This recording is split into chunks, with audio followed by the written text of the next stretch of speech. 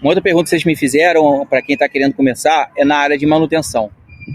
Cara, eu comecei na área de manutenção, trabalhei boa parte da minha vida com manutenção e recomendo para você começar. É uma área pesada, é bastante desgastante, você recebe demandas constantes, fora do horário, final de semana, mas é uma área bem gratificante, tá? Para começar, eu vou te falar que se você está fazendo engenharia mecânica, é uma das melhores áreas que eu entendo para começar. Não é uma área valorizada, tá? Você tem um teto ali, mesmo que você vire gerente de manutenção, não é uma área... Você pode até ganhar um bom salário, você ganha um bom salário, na verdade, mas não é uma área muito valorizada porque você vai ser demandado constantemente, dependendo de onde você trabalhar. Na maioria das vezes, manutenção, cara, você vai apagar incêndio lá, trabalhar, virar a noite trabalhando, você vai trabalhar final de semana, feriado, Natal, Réveillon, o pessoal não quer nem saber, tá? A verdade é essa. Agora, se você está começando, cara, é uma excelente área para você começar, é a área de manutenção industrial. Qualquer coisa. Pega a manutenção de qualquer coisa que você tenha oportunidade de começar. Pode ser com máquinas em geral, pode ser com sistema de propulsão de navios e plataformas, que eu trabalhei. Aí já é algo bem diferenciado, já tem um valor agregado muito alto. Tudo que você fizer na vida, você vai ter que tentar pensar em agregar valor. Você pode fazer qualquer coisa. Sempre que você agregar valor, você vai conseguir ganhar mais, vai ser mais reconhecido, vai ter um trabalho mais fácil. A verdade é essa. Agora, se você ficar lá no basicão, pô, tu vai ser só mais um lá na fila do pão e vai se ferrar o tempo todo. Então, por que mesmo eu falando para vocês que é pesado, é desgastante, não é valorizado, eu recomendo para quem está começando? Porque você vai ter a oportunidade de conhecer muita coisa. Muita coisa.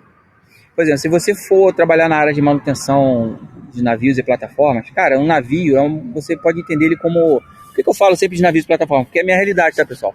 Eu sou aqui do Rio, então eu sei que existem outras indústrias, existe uma infinidade de indústrias, mas eu sempre vou trazer para o meu contexto.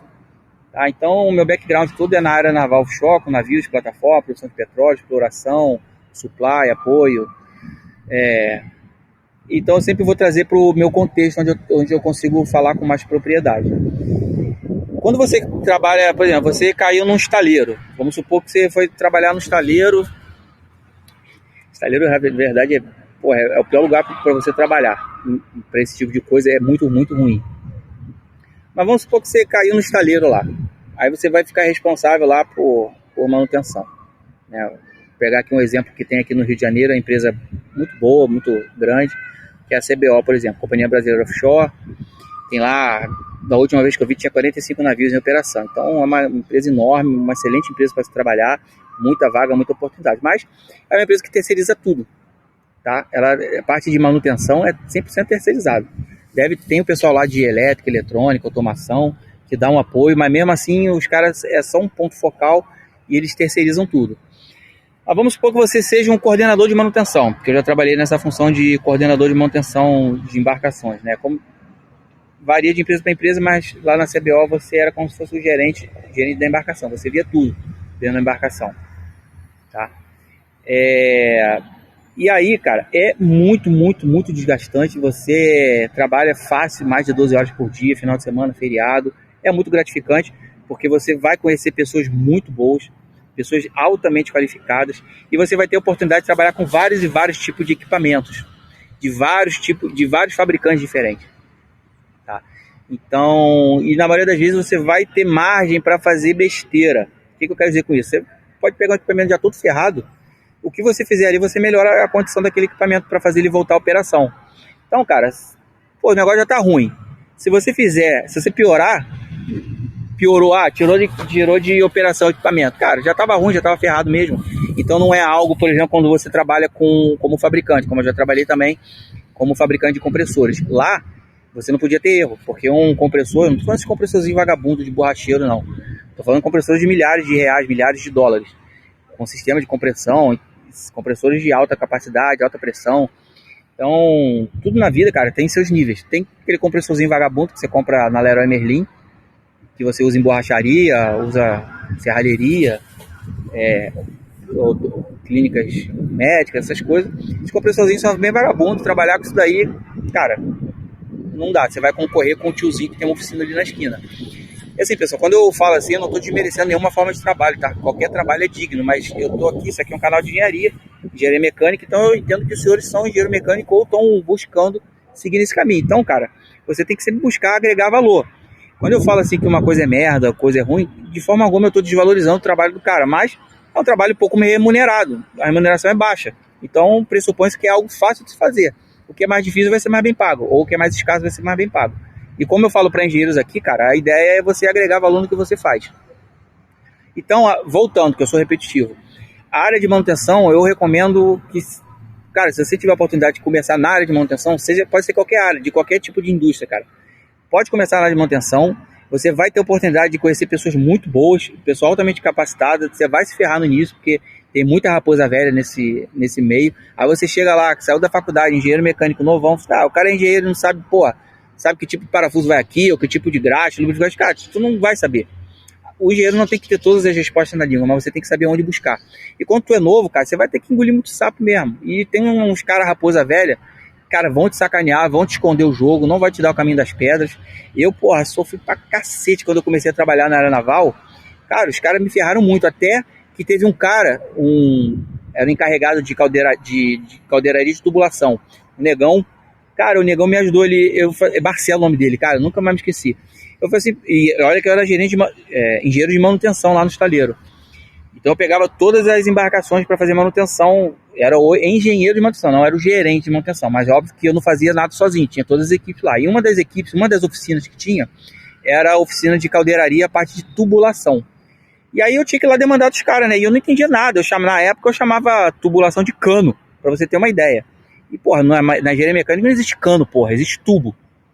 E aí eu chamava o negócio de cano e os caras, que esse cara aí, cara não é engenheiro, tá chamando esse negócio de cano, isso é tubo, E aí, um dia lá, eu ferrado, tendo que liberar a embarcação para operação, eu falei, Marcelo, eu tô cheio de demanda aqui, cara, eu tenho que mandar, mas, tipo assim, eu não tenho ninguém efetivamente que trabalha para mim. Eu preciso que vocês façam as coisas, mas vocês não trabalham necessariamente para mim. E aí o cara ele teve a sensibilidade, e olha que era um maluco cascudo, hein, casca grossa, cara. Ele teve aquela sensibilidade de você, não, pode deixar que eu vou te ajudar. Cara, esse maluco, a partir de então, ele começou a me dar muita moral. Não tinha obrigação nenhuma, tinha obrigação profissional, porque a gente era da mesma empresa. Teoricamente eu estava acima dele, porque eu era engenheiro e ele era encarregado. Mas tipo assim, então teoricamente lá no organograma da empresa eu estava acima, mas o cara tinha anos-luz mais experiência que eu, mais conhecimento em tudo. Então eu fui dentro da humildade falar, cara, mas quando você é novo, você vai com mais sede ao pote. Então eu não tinha a mesma abordagem que eu tenho hoje para falar com o pessoal. Eu era muito direto, eu era muito assertivo. Na época eu nem sabia o que era assertivo. Mas eu era muito assertivo e isso incomoda as pessoas, principalmente se a pessoa for mais insegura. Resumindo, aí esse Marcelo, um negão mesmo, alto, forte, ele tomou as minhas dores, não, vamos lá, Guilherme, vamos lá comigo, vamos resolver essa parada lá agora. Aí ele foi comigo, me levou na embarcação, aí ele foi me explicando, cara, tintim por tintim como é que fazia, como é que montava, quais eram as dificuldades, o que eu precisava correr atrás, que ele também não tinha como mandar o outro cara fazer. Então, o que acontece? No navio você tem vários e vários trabalhos para fazer, só que um depende do outro. Por exemplo, esse camarada, ele era encarregado de caldeiraria da parte de tubulação do navio, mas não era ele que colocava bomba, por exemplo. A bomba já estava lá. E ele tinha que fazer a tubulação chegar na bomba. Só que tinha um outro maluco que era encarregado da parte de oficina de bombas, que botava as porras das bombas tudo desalinhada na base. E aí o cara tinha que se virar para fazer a tubulação chegar. Pessoal, eu não tô falando de tubulaçãozinha de PVC que você dá um calor e enverga a tubulação para chegar, não.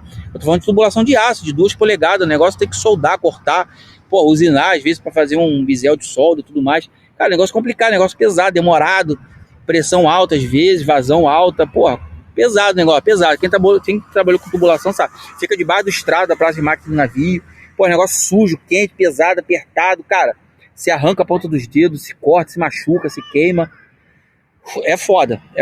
E aí o carinha da bomba sacaneava, porque tem muito disso também, tem risco. Então, cara, não seja um cuzão, não seja um babaca, cara, podendo ajudar as pessoas, ajude, não fica sacaneando, não fica fazendo coisa para testar o conhecimento da outra pessoa. Cara, se você puder ajudar alguém, vá lá e ajuda, cara. Acredite na reciprocidade da energia do universo. Agora sendo um pouco mais filosófico, né? E aí eu tinha um maluquinho, esse cara que cuidava das bombas, ele cuidava das válvulas também. Esse cara era do mesmo estaleiro, da mesma empresa, eu nunca me dei muito, não consegui alinhar com ele, entendeu? Nossa energia não bateu, porque era um carinha enjoado, um cara, porra, nojento, cara. Mas ele era bom, mas ele tinha esse negócio, você sabe que você me entende, tem uns caras que são nojentos, o santo não bate por algum motivo, ainda mais eu era novo na época, né? E aí ele botava as bombas tortas na base de propósito para ferrar o cara da tubulação. E aí o cara da tubulação, de repente, macaco velho, né, raposa velha, ele viu, pô, vou pegar esse engenheiro recém-formado aqui, porque eu tava abaixo do gerente do estaleiro só, né? E aí, pô, esse cara tá direto com o gerente do estaleiro, então, pô, se eu mostrar para ele o perrengue que eu passo aqui para montar a tubulação porque a bomba tá torta, ele vai poder me ajudar, né? Então isso aí eu fazendo reflexão aqui. Mas, e deu certo. Aí eu cheguei lá e o Marcelo falou assim, ó, Guilherme, por que demora? Ah, uma das coisas que eu questionava assim, cara, por que você demora tanto só pra montar a rede aqui? Pô, você tá um dia inteiro só pra montar essa rede. Aí ele foi lá, rede, pessoal, é tubulação, tá? Uma rede de tubulação lá, uma rede de água doce, por exemplo. E aí, vamos lá que eu vou te mostrar. Aí chegava lá, ele mostrava, tá vendo? A bomba tá torta. Eu falei, porra, caralho, por que a bomba tá torta? Bota ela reta.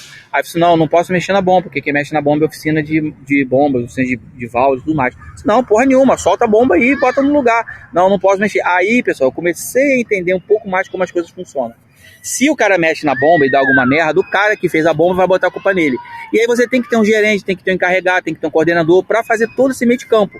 Aí na época eu falei assim, não, ô Marcelo, mas e se eu pegar a chave e eu mesmo fizer? Ah não, tudo bem, aí você pode, porque você é engenheiro aqui. Então você pode. Ah, então me dá a chave aí que eu vou botar a bomba reta no lugar. E aí a galera que tava montando a tubulação olhou pra mim já com outros olhos. Caralho, esse cara não tá de bobeira não, ele não é um engenheiro de escritório. O cara pega a mão na massa. Falei, cara, me dá essa ferramenta aí. Cara, é merda, 4 parafusos lá, M13, M14, não era uma bomba tão grande não.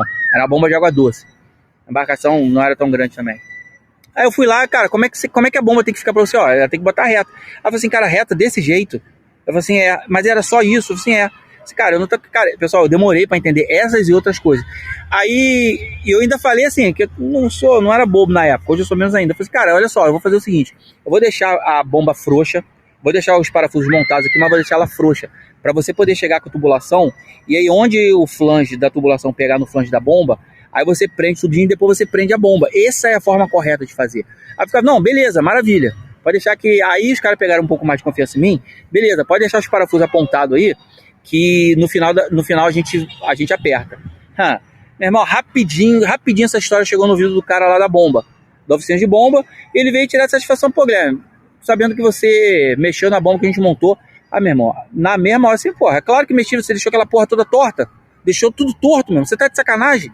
Ah, meu irmão, e aí já deu um bafafá, só que resultado, acabou o problema, aquele maluco da por isso que meu santo nunca bateu com ele. Aí ele foi reclamar do gerente estaleiro, eu expliquei pra ele, ó, cara, olha aqui. Aí depois eu chamei o gerente no particular e falei assim, olha, já percebi que tem uma rixa aqui entre esses dois caras. O cara da tubulação, que é o Marcelo, me ajudou, me mostrou, cara, gente boa, e tem esqueci o nome do maluco, do cara que cuidava das bombas lá. E tem esse cara que tá fazendo uma rixa, ele deixou a bomba torta de sacanagem. Aí eu fui lá e mostrei pro gerente estaleiro. Não, eu tinha tirado foto, você tem que tirar foto da porra toda. Aí eu falei assim, olha aqui, João Branco, na época, o gerente estaleiro. Olha aqui como é que tava a bomba. E aí o Marcelo me explicou que não podia mexer na bomba, porque era outro cara que tinha mexido e blá, blá, blá, blá, blá. Eu fui lá e soltei a bomba. Eu disse, não, você fez certo. Eu falei, eu sei que eu fiz certo. Então, cara, pessoal, eu sei que a história é longa, mas é esse tipo de experiência que eu quero compartilhar com vocês. E aí, essa foi a primeira oportunidade que eu tive de trabalhar na área naval. Eu já tinha trabalhado em outros lugares antes como engenheiro, mas foi a primeira oportunidade que eu tive de trabalhar na área naval. Cara, ali eu comecei a entender, a ver melhor, eu já estava numa posição de liderança, comecei a ver, até que eu fiz contato com um fabricante do sistema de propulsão de uma das embarcações. Na época eu trabalhava no estaleiro. No estaleiro e armador, tá, pessoal? Pode ser termos um pouco estranhos para você. Armador é o dono da embarcação. E estaleiro é quem constrói a embarcação. Mas existem estaleiros que também são armadores, como o caso da CBO. A CBO ela é estaleiro e armador, ou seja, ela constrói as próprias embarcações. Tem as barcas Rio-Niterói, aqui no Rio-Niterói, que era o estaleiro que eu comecei trabalhando, também era armador. Ou seja, ela construía, mas isso lá muito atrás, né? Então tinha o próprio estaleiro e também era o armador e o estaleiro, né? Outro muito grande que tem aqui no Brasil também, que é a Brana Offshore, ou Navship. O estaleiro é Navship e Brana Offshore é a empresa, né? Também é estaleiro armador, é uma empresa americana. Essa é a maior empresa de navegação que tem aqui no Brasil hoje, em termos de maior quantidade de embarcação. tá? Agora tem outras empresas que você não tem estaleiro, como a Subsea 7, que eu também trabalhei na Subsea 7, essas não tem estaleiro. Contratam um estaleiro para construir a embarcação seguindo a especificação do armador, no caso a Subsea 7 é o armador, né? Então você tem outras empresas que nem sempre você tem o estaleiro. E aí, pessoal, eu já vou terminar. Por que eu te falo que a área de manutenção é uma excelente área, embora seja pesada, não seja muito valorizada, mas você pode fazer carreira, tá? É uma área muito boa, é uma área gratificante que eu aprendi pra cacete. Não é só trocar lâmpada, cara, você tem que ter várias e várias soluções de engenharia. É muito gratificante trabalhar na área de manutenção, principalmente se for de navios, essas coisas. Embora eu sei que o Brasil, porra, é imenso, existem várias e várias outras indústrias, tá? Eu trago pro meu contexto. E aí, numa dessas empreitadas, eu tinha que fazer um serviço lá num dos propulsores azimutais de uma das embarcações. E aí eu tava precisando de informação, o manual era muito antigo e tava faltando parte, tava tudo capenga o manual. Aí eu fiz contato com o fabricante do propulsor. Na época eu tava estudando análise de vibração, tá? Que são uma das técnicas de manutenção preditiva, análise de óleo, análise de vibração, análise termográfica. São algumas das áreas de manutenção preditiva, que é a manutenção de mais alto nível. Tem a corretiva, a preventiva e a preditiva. E agora tem a manutenção baseada na confiabilidade, né, da condição. Manutenção baseada na condição, aí você leva a confiabilidade em cima. Aí já seria o quarto nível, né, de manutenção em termos de nível mais alto, baseado na confiabilidade. E aí, na ocasião, eu estava estudando análise de vibração e fiz contato com a empresa do fabricante, né? Expliquei, eu estou estudando análise de vibração, e aí eu estou precisando de algumas informações aqui para cadastrar no equipamento, informação de rolamento, código de rolamento, número de dentes das engrenagens, né? Para poder cadastrar lá no equipamento de vibração e poder tirar os espectros de vibração, fazer análise lá de direitinho. E aí conversa vai, conversa vem, eu caí e falei com o diretor dessa empresa de propulsão. Aí conversa vai, conversa vem, o cara me chamou, me convidou na época para trabalhar para a empresa como supervisor mecânico. E aí de estaleiro, que é um lugar ruim, mas para começar tá bom, de estaleiro eu fui para um dos maiores fabricantes de propulsores do mundo, se não o mais importante, né? Numa determinada área. O fabricante que inventou a propulsão azimutal. Aí eu fui trabalhar lá, cara. E aí, cara, minha carreira deslanchou. Olha, eu comecei na área naval, no estaleiro das Barcas de Niterói. Aí fui trabalhar nesse fabricante de propulsão azimutal, onde eu aprendi tudo sobre propulsão. Fui para a Alemanha, fiz treinamento na Alemanha. Cara, aí eu comecei a trabalhar com a parte... Aí na parte do propulsor, eu fazia... Como eu era fabricante, como eu trabalhava no fabricante, eu fazia tanta parte de manutenção, comissionamento, que são equipamentos novos, projeto, melhoria, upgrade, enfim, várias e várias coisas. Aí eu trabalhei como supervisor mecânico nessa empresa. Então, pessoal, eu sei que o vídeo foi longo, eu contei um caos, mas o que eu tenho de mais valor para trazer para os senhores é a minha vivência e a minha experiência, tá? Então, a área de manutenção é bom, principalmente para você começar. Tem gente que faz carreira nessa área. É muito bom, eu trabalhei a vida inteira com a área de manutenção. Mas é desgastante, paga bem. É lógico, pessoal, de novo, paga bem se você for correndo atrás, melhorar. Eu fiz MBA em engenharia de manutenção, eu fiz pós-graduação em engenharia naval, né, eu sou engenheiro mecânico, eu fiz pós-graduação em engenharia naval, foi por isso que eu fui trabalhar na área naval. Depois eu fiz MBA em engenharia de manutenção, e depois eu fiz MBA em gerenciamento de projetos, e hoje eu trabalho como gerente de projeto. E tudo isso, cara, veio me trazendo bagagem para hoje conseguir falar com os caras e ninguém mais me enrola. Para alguém me enrolar, cara, eu vou te falar que não tem mais como me enrolar, não. Cara, mesmo que eu não saiba do que você está falando, eu vou falar bem claro para você, olha, se você estiver me enrolando, eu vou descobrir. E aí vai ser pior depois. Então, cara, hoje em dia não dá, mas eu não fico com um cara muito fácil de ser enrolado, não, mas quando você não tem conhecimento, quando você é um cara mais novo, as pessoas te enrolam mesmo. E depois você descobre, porra, é foda. Então, cara, de novo, que eu sou repetitivo, a área de manutenção é uma área boa, é o que eu recomendo para você começar. Se você tiver a oportunidade de começar na área de manutenção, pode ir. Mas é pesado, é desgastante, paga bem se você for se qualificando, se você for galgando novos patamares, você pode chegar a gerente de manutenção, você vai ganhar bem. Agora, de novo, é igual que eu falei para contador. Porra, contador, por que contador é uma empresa, é uma carreira merda? Porque você nunca vai trazer dinheiro para a empresa. No máximo, você vai fazer com que a empresa não tenha prejuízo. Por que eu falei que segurança do trabalho, porra, é uma carreira merda? Porque você nunca vai trazer dinheiro para a empresa. No máximo, se você fizer muito bem seu trabalho, a empresa não vai ter prejuízo com você. Então, e por que eu falo também que manutenção não é assim, porra, eu não vejo como a melhor carreira para você seguir para sempre. Para começar, eu acho muito boa, porque você aprende muito. Mas depois você tem que sair. Você fica uns 10 anos, e olha que 10 anos é bastante coisa. Se você ficar 5 já tá bom. E você pode ir e voltar também, né? Por que eu quero dizer assim? Manutenção, por melhor que você faça o seu trabalho, você nunca vai trazer dinheiro para a empresa. Você, no máximo, vai fazer com que a empresa não tenha prejuízo. Pô, eu sou o cara da manutenção. Você é o cara que resolve pepino mesmo. Mas você não traz dinheiro para a empresa. Não tem como. Se você fizer a manutenção muito bem feita, você não vai trazer, nunca vai trazer mais dividendo para a empresa. Você no mais vai fazer com que a empresa não perca dinheiro. Vai aumentar a confiabilidade dos equipamentos, vai aumentar a disponibilidade dos equipamentos, vai trazer dinheiro mesmo, você não vai trazer dinheiro para a empresa. Então, o que não traz dinheiro para a empresa, não é tão valorizado. Essa é a verdade. É por que eu falei que você pode ir e voltar da manutenção. Pelo seguinte fato, você começa a manutenção, como eu comecei lá nesse estaleiro, né? Aí você começa a fazer a manutenção, aí você vai ter contato com vários e vários fabricantes de vários e vários equipamentos. Aí numa dessas, o fabricante vai te chamar para trabalhar para ele. Pô, cara, você entende isso aqui? Pô, vem trabalhar para mim. Aí você sai da manutenção e vai trabalhar fabricante. Assim, você pode até trabalhar na parte de manutenção lá do fabricante, mas aí você é manutenção do fabricante, é diferente. Aí aí é um pouco diferente. Aí beleza, aí vamos lá, eu tava numa outra empresa na Rolls Royce na época, da parte naval também de propulsão. Aí eu tava lá trabalhando com os propulsores da Rolls Royce e tal, aí atendendo o navio da Subsea 7. Olha só. Aí conversa vai, conversa bem, no fundo do dique, peguei o gerente de manutenção da Subsea 7, lá que fica em UK, né, de Kingston, no Reino Unido.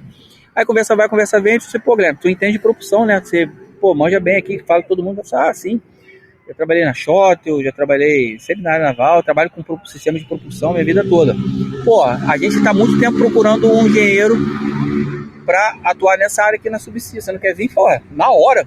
Pô, se eu pudesse, eu trocava meu crachá ali na hora. Saía da onde olha que já era uma empresa boa, eu já trabalhava na Rolls Royce, na parte de propulsão da Rolls Royce. Cara, já era uma empresa boa, mas a Subsea estava anos-luz acima. E aí eu voltei, você vê, eu saí do fabricante e fui de novo para a parte de manutenção. Bem que na Subsea eu trabalhei como Marine Engineer. Só que aí já era uma parte muito mais estratégica, mas ainda assim era manutenção, entendeu? Mas aí eu podia ter ido para outras áreas lá dentro da Subsea e tudo mais. Ou seja, mesmo trabalhando com manutenção, aí já era uma manutenção muito mais estratégica. Eu já falava, meu nível eu já lidava direto com o diretor. Minha função era Marine Engineer. Eu pegava toda a parte de sistema de propulsão dos navios que eu operava aqui no Brasil e fora do Brasil também, da frota da Subsea. Aí pegava tanto motores, linha de eixo, geradores, sistema de propulsão. E aí fui muito feliz lá até que eu saí da Subsea também. Bom, pessoal, esse vídeo ficou bem longo, né? Eu contei um pouco minha história, mas é o que eu falei para os senhores. O que tem de mais valor quando você conversa com alguém assim, que já está um pouco mais adiantado na carreira que você, é justamente conseguir compartilhar as experiências que tem. Então, de novo, manutenção, recomendo para quem está começando, é pesado, é desgastante, paga bem se você for se qualificando. Para começar, eu recomendo muito. E aí depois você busca outras oportunidades. Valeu, rapaziada, forte abraço, até a próxima.